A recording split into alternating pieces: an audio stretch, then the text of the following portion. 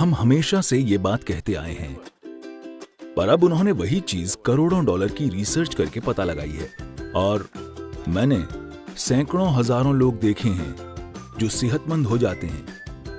अगर कोई चीज मेरी प्लेट पर आती है तो उसे महसूस करके मैं जान जाता हूं कि क्या खाना है और क्या नहीं खाना है। आप आज कुछ खाइए और देखिए, ये देखना सीखिए कि वो खाना खाकर आपका शरीर कितना चुस्त महसूस करता है।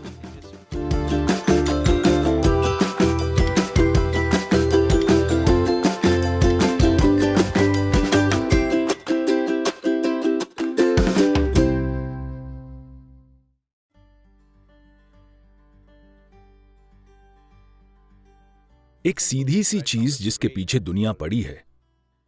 अगर आप हमारे आश्रम में आएं, तो लोग शारीरिक रूप से बहुत सक्रिय हैं। वे बस सुबह 10 बजे खाते हैं और फिर शाम को 7 बजे, बस 2 बार भोजन। मुझे कितने डॉक्टर कह चुके हैं कि वे कुपोषण से मर जाएंगे, ये हो जाएगा, वो हो जाएगा, आप ये कीजिए, वो कीजिए। ज्यादातर दिनों में मैं सिर्फ एक बार ही खाता हूं, बस एक बार भरपूर खाता हूं, इतना ही। डॉक्टर मुझे कह रहे हैं, नहीं सदगुरु, आप इतनी यात्राएं करते हैं, ये हो जाएगा, वो हो जाएगा, आपको 4 घंटे में कम से कम एक बार खाना खाना चाहिए, कुछ तो खाना चाहिए। मैंने कहा, मुझे अकेला छोड़ दीजिए, मैं ठीक हूं। पर अब अमेरिका की एक बहुत बड़ी यूनिवर्सिटी कह रही है, रुक रुक कर उपवास कीजिए। ये कोई बकवास नहीं है, अच्छी चीज है, लेकिन उन्होंने ऐसी चीज फिर से खोजी है जो हम हमेशा जानते थे। अब हर कोई कह रहा है 16 घंटे का अंतराल होना चाहिए, फिर सभी बीमारियां ठीक हो जाएंगी। हम इतने हजारों साल से क्या कह रहे थे? सीधी बात यह है, इसके कई पहलू हैं, मानसिक, शारीरिक। लेकिन अब दुनिया में कैंसर बढ़ रहा है। कैंसर की कोशिका समाज में एक अपराधी की तरह है। हम सबके शरीर में होती है, लेकिन उनकी संख्या जितनी होनी चाहिए, अगर उससे बढ़ जाए या सब साथ मिलकर एक जगह जमा हो जाएं, तो वे अपराधियों के गिरोह जैसी बन जाएंगी। कोच्चि में भी जेब कतरे होंगे, मुझे यकीन है।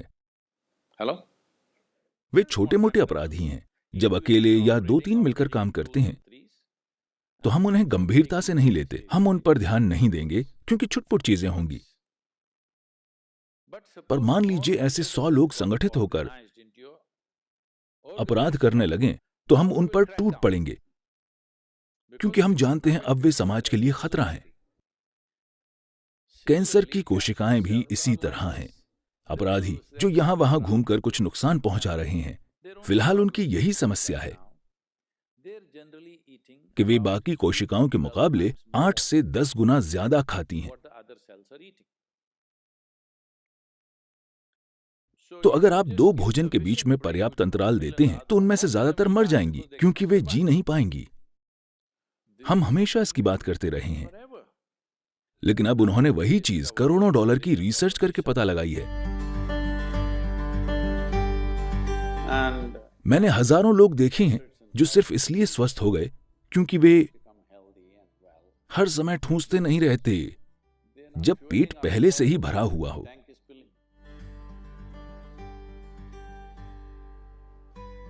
योग केंद्र में लोग हमेशा शारीरिक रूप से सक्रिय रहते हैं,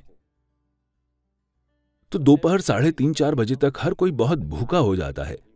उन्हें बहुत भूख लगी होती है, लेकिन हम उसके साथ जीना सीख लेते हैं, क्योंकि खाली पेट होना और भूखा होना 2 अलग चीजें हैं।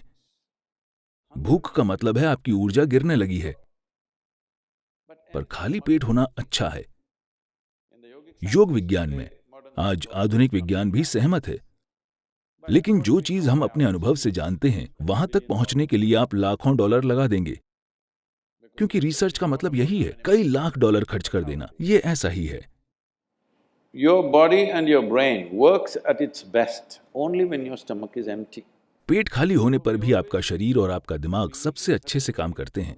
तो हम हमेशा से ये पक्का करते हैं कि हम इस तरह से खाएं, हम कितना खाएं कि खाना खाने के 2 से 2.5 घंटे के बाद हमेशा हमारा पेट खाली हो जाए। तो हम हमेशा खाली पेट सोने जाते हैं। लोगों को लगता है नींद नहीं आएगी, वे सो सकते हैं। औसतन 25 सालों में औसतन मैं बस 2.5 से 3 घंटे ही सोया हूं। इन चीजों से थोड़ा आलसी होता जा रहा हूं, और 3.5 से 4 घंटे सो रहा हूं। लेकिन मैं बहुत ज्यादा यात्राएं करता हूं। जब मैं ज्यादा यात्रा कहता हूं, अगर मैं अगले कुछ दिनों की यात्राओं के बारे में आपको बताऊं तो आप कुर्सी से गिर जाएंगे। हाँ, मैं आपको बताऊं क्या? नहीं, जरूरी नहीं है, क्योंकि अगले 10 दिनों में मैं 5 अलग अलग देशों में जाऊंगा। वहां पता नहीं कितने कार्यक्रम होंगे, हर तरह के कार्यक्रम। तो आप इस तरह सिर्फ इसलिए काम कर पाते हैं क्योंकि आप जरूरत से ज्यादा नहीं खाते। ये बहुत बहुत महत्वपूर्ण है। सभी 2 बार खाते हैं। मैं आमतौर पर 1 बार ही खाता हूं, शाम 4:30-5 बजे, क्योंकि मुझे प्लेट के सामने बैठकर यह सोचना पसंद नहीं कि कितना खाऊं। मैं भरपूर खाना पसंद करता हूं। तो शाम को 4:30-5 बजे अगर मैं भोजन करता हूं तो फिर मैं अगले दिन ही खाता हूं। क्या ये काफी है? क्या मैं ठीक लग रहा हूं? हेलो? क्योंकि शरीर में जो भी सुधार और शुद्धिकरण होना है उसके लिए पेट खाली होना चाहिए। ये बहुत बहुत महत्वपूर्ण है, वरना कोशिकाओं के स्तर पर शुद्धिकरण नहीं होगा। आपके अंदर चीजें जमा होती जाएंगी, फिर आपको हर तरह की समस्याएं होंगी।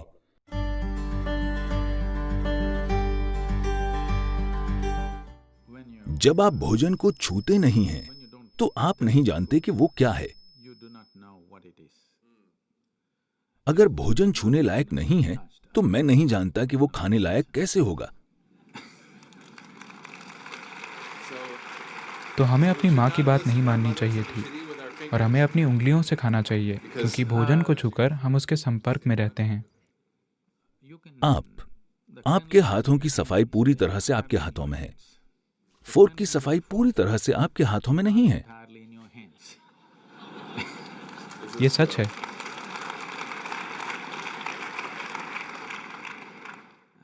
और इन हाथों का इस्तेमाल सिर्फ आप करते हैं, कोई और नहीं। तो आपको पता है कि ये अभी कितने साफ या गंदे हैं, जबकि आप नहीं जानते कि फोर्क को किसने इस्तेमाल किया है, कैसे इस्तेमाल किया है और किस चीज के लिए इस्तेमाल किया है। उन्हें बस टिश्यू से साफ करके आपको दे देना है और वो काफी साफ लगता है। सबसे बढ़कर आप भोजन को महसूस नहीं कर पाते। हमें पहली चीज ये सिखाई गई थी कि जब भोजन सामने आए तो उस पर कुछ पल के लिए अपने हाथ रखो, बस महसूस करो कि भोजन कैसा है। अगर मेरी प्लेट पर कुछ आता है तो उसे महसूस करके मैं जान जाता हूं कि क्या खाना है और क्या नहीं खाना। जो मुझे नहीं खाना उसे मैं चखकर खारिज नहीं करता, मैं बस उसे नहीं खाता, क्योंकि मेरे हाथ पहला स्तर है।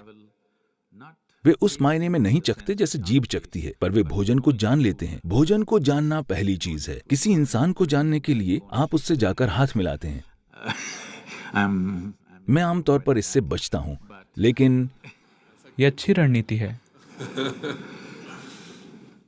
लेकिन जो भोजन आपका हिस्सा बनने वाला है, सबसे पहली चीज आपके हाथ हैं।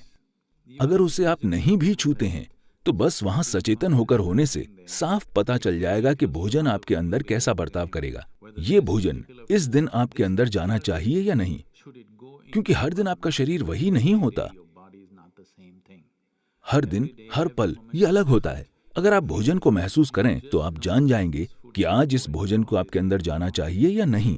अगर इतनी जागरूकता आ जाती है तो हमें लोगों को ये बताने की जरूरत नहीं होगी कि उन्हें क्या खाना चाहिए। हर बार के भोजन के लिए उन्हें तय करना चाहिए कि उन्हें उसमें क्या खाना चाहिए। इसके लिए एक ही नुस्खा नहीं हो सकता कि यही आपको जीवन भर खाना है। ऐसे में आप फंस जाएंगे कि मैं सिर्फ यही खा सकता हूं।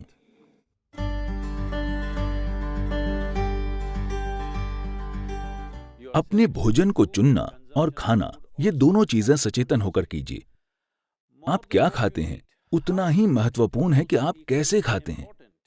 जब मैं कहता हूं कि आप कैसे खाते हैं तो ये सभी जीवित चीजें हैं। उनमें से हर एक का अपना जीवन था, चाहे वो सब्जी हो, जानवर हो या पौधा हो। हर किसी का अपना जीवन था। अब आप उसे एक तरीके से भोजन बना दे रहे हैं।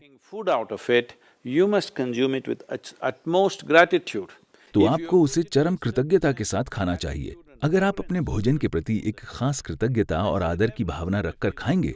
जब मैं आदर कहता हूं तो यह आपको अजीब लग सकता है, लेकिन मैं आपसे पूछ रहा हूं, मान लीजिए हम आपको एक कमरे में बंद कर दें और आपके पास 5 दिन खाने को कुछ न हो।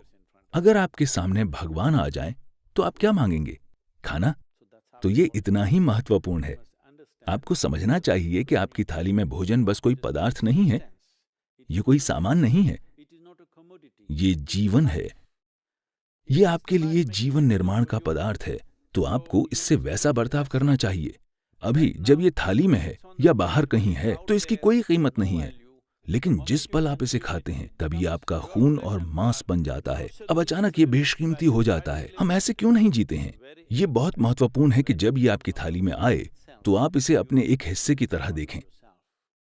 बहुत आदर के साथ आपको इसे खाना चाहिए। अगर आप बस अपने खाने का तरीका बदल दें तो भोजन आपके अंदर बहुत अलग तरह से बर्ताव करेगा। चेतना का यही मतलब है।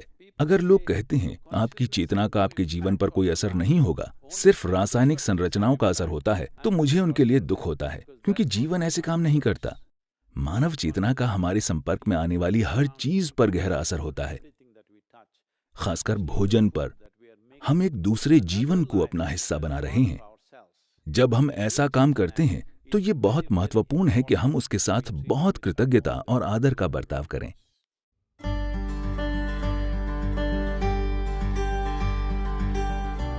मैं आपको बताना चाहता हूं कि अच्छी आदत और बुरी आदत जैसा कुछ नहीं होता। Habit means you are functioning unconsciously.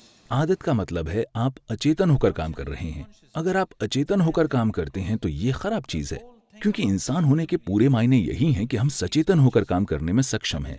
इंसान होने की यही खूबसूरती है कि हम हर चीज चेतनापूर्वक कर सकते हैं। एक जानवर जो चीज अचेतन होकर करता है वही चीज हम पूरी चेतना में कर सकते हैं। हम अचेतन होकर खा सकते हैं या हम सचेतन होकर खा सकते हैं। हम अचेतन होकर सांस ले सकते हैं या हम सचेतन होकर सांस ले सकते हैं। जो भी चीज हम कर सकते हैं उसे हम सचेतन होकर भी कर सकते हैं। जिस पल हम चेतना में कार्य करते हैं अचानक वो बहुत परिष्कृत और शानदार दिखने लगते हैं।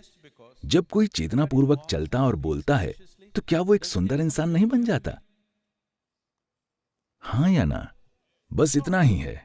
तो ऐसा क्यों है कि हम आदतें बनाने की कोशिश करते हैं जैसे कि वो एक अच्छी चीज हो? आदत का मतलब है तय तरीके जहां आपको सोचना नहीं होता। आपके सुबह उठते ही सब होने लगता है।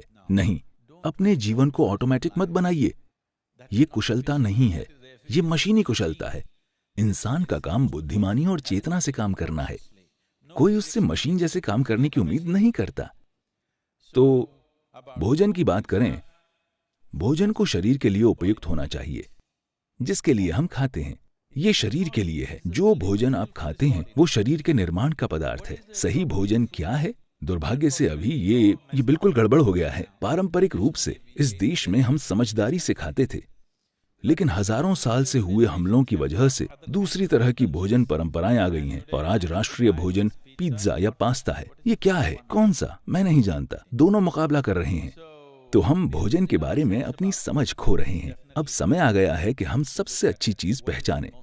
अगर मैं इसके विस्तार में जाऊं तो ये लंबी प्रक्रिया हो जाएगी, लेकिन आपको भोजन को परखना चाहिए, बस जीभ से नहीं बल्कि शरीर से भी। आप आज कुछ खाइए और देखिए। बस ये देखना सीखिए कि वो खाना खाकर आपका शरीर कितना चुस्त और फुर्तीला महसूस करता है। अगर शरीर को महसूस होता है कि वो कब्र में जाना चाहता है तो वो भोजन अच्छा नहीं है। अगर वो भोजन खाकर उसे लगता है कि जीवन जीना चाहिए, कॉफी को छोड़कर, क्योंकि वो उत्तेजक है। अगर खाना खाकर शरीर चुस्त और जीवंत महसूस करता है तो इसका मतलब है वो भोजन अच्छा है, शरीर उसे पसंद कर रहा है। अगर आप कुछ खाते हैं और शरीर में सुस्ती महसूस होती है तो उसका मतलब है कि शरीर को भोजन पसंद नहीं है, उसको उससे परेशानी हो रही है, इसलिए सुस्ती महसूस हो रही है। तो बस इस आधार पर मेरा मतलब है ये एक बहुत ही सीधा और आसान तरीका है।